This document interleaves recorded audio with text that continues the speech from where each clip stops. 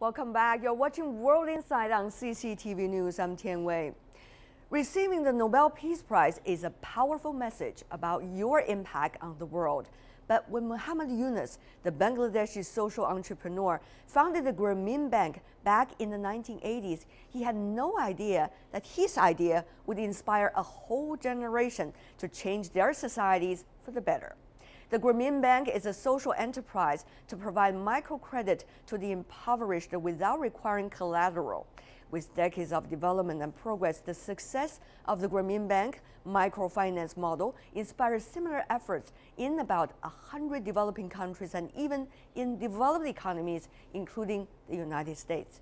This marks one of the few times in history in which ideas coming from developing countries have challenged and then changed the path of developed economies as well.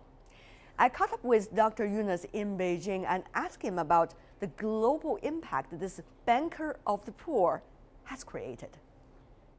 What do you think can, in the future, idea be transferred from developing economies to the developed ones? What is the secret of it?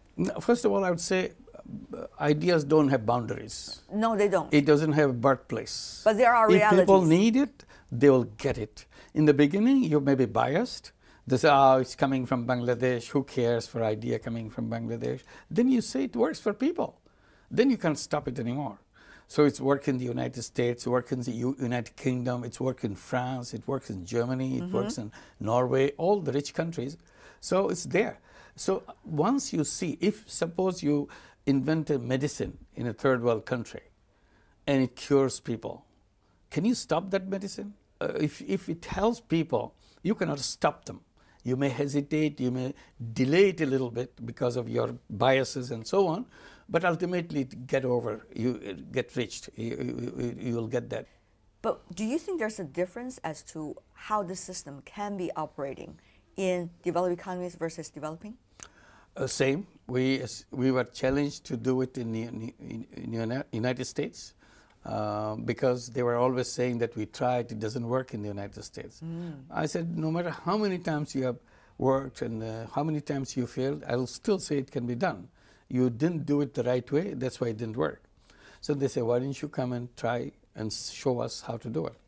So I took the challenge and went there in 2008, started a program in New York City, in Jackson Heights, and called it Grameen America, and it was very successful. Today, 6 years later, we have 8 branches in New York City with about 25,000 borrowers. Right. And then it expanded to other cities because every city says, we need it more than the New York City needs. What about China now? China also embraced this idea back in the 1990s. Right. And what is the microfinancing that you've seen recently in China, the kind?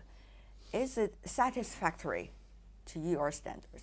First of all, it came a long way when it began in the early 90s. It's about 21 years now that it came here. And it spread many, many places. Many ideas came, many people are using it in many different ways. When you have varieties of those things, you get a little bit of a derail from something.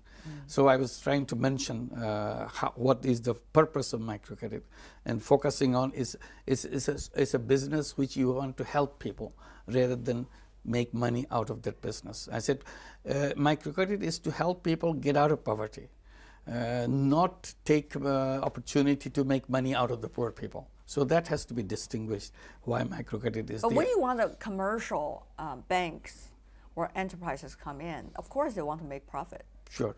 But how can you convince them not to? I would explain to them, I'll explain that yes, you make profit, but within a limit. And I gave the example of what the microcredit interest rate should be, is a cost of fund plus 15%. Sorry, plus 10%. Then if you are within that region, then you are good microcredit, even if you make money. Cost of fund plus 15%, 10 to 15%, you are in the yellow zone of microcredit. You are still microcredit, but you are in the high side. Right.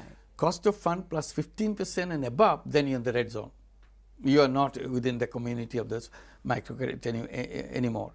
So this is the kind of rule of thumb that I produce. Within that, you can make money, but not exorbitant money. And then I encourage them, yes, help people, poor people get out of poverty. Once they're out of poverty, you have a lot of business with them. You will make a lot of money. So build the market for yourself. Well, Muhammad Yunus has not only defined the term microcredit, he has also defined the term social enterprise. In his books, Mr. Yunus defines social business as a business created and designed to address a social problem. This will be a non-loss, non-dividend company. The concept has clearly provided more ways for governments and businesses to change the society for the better. But for how much and for how long? Those are the questions. But is it too idealistic to expect that social enterprises and businesses are likely to transform our world to make inclusive capitalism, let's just use that word, possible? All I'm saying, charity money has a limitation. The money goes out, does a wonderful work, but the money doesn't come back. Right. I said, why can't we create a business model, social business? Money goes out, does the same work, but this comes back. Then you can reuse the money again and again, endlessly. So it becomes very powerful. So that's an option I'm giving, whether you want to give away or you want to use it as a social business. So I'm not challenging what you have done in the past or what you've been thinking in the past, simply saying there's a better option. Think about it. Whether you want to bring your business money into it, that's a secondary question. First, you can convert your philanthropy money right away. There's no question about it. Right. Then, if you see you're creating something which solves people's problem, unemployment problem can be solved by creating a social business. Problem of state charity can be resolved because the state is also giving charity. Right. And I give the question, you can give the charity or you can create a social business. But people would argue that you've been dealing with the rich and powerful for quite some time, particularly after you won the Nobel Peace Prize. Everybody wants to have a photo with you. Yeah. And also you yourself is a successful banker. Even though it could be a social enterprise, but still you are much richer than most of the people that you are helping with. Can you really judge what is the most desperate need of these people, the people that you are trying to help? First of all, in social business, I do social business. I don't do any other profit-making business for myself. So I don't take any profit from anybody. So all I do is to create businesses to solve problems. So I'm not rich by doing business. You may say my income level is higher than others. I don't have a salary right now, so that even doesn't exist for me. So that I enjoy doing it because this is what happens. I do not identify all the problems by myself. I said anybody, encourage young person, old person, list all the problems that you see around yourself. And encourage the young people in the class. I said, why don't you debate what are the problems that you see around yourself? And then prioritize it. Number one problem I see is this, number two, and have a consensus in the class. This is our priority and so on. Right. You identify, it's not my problem. Then create a social business to address that problem. It's your social business, not my social business. So I'm not giving prescription to everything. I'm giving an idea how it can be done. And I give examples what we have done in each case, how we did. And I tell them, today what we do in social business may be just like the Wright brothers plane, very skinny little plane like a toy plane. But gradually people come up with many innovative ideas, many new features in that toy plane. And it will become the Boeings, it will become the beautiful planes which will run long distances with lots of luxury inside and so on, comforts inside. But today you are designing that Wright brothers plane because that will lead there. So I'm saying, please do this toy plane first. Start it. Then step by step, it will go down the line and all the problems can be solved. And I emphasize on the human creativity. All human beings are packed with unlimited creativity, but using this creativity only for making money because the present system doesn't allow any other thinking. I said, use the same creativity to solve the problem. If you do it in a business way, social business way, all the problems will be solved because human beings are much bigger than our problems. Simply, we never used our creative power to solve that. What do you, with your vision and your social work over the past few decades, see as the biggest challenge still facing us today? And what should be the solution? Solution is to rethink the whole design of the economic system, because this economic system is not going to take us very far. This is going to bring crisis after crisis, worse crisis than we have. Next crisis will be worse than the previous one. So, and also the society is getting divided because of the income disparity and so on and so forth.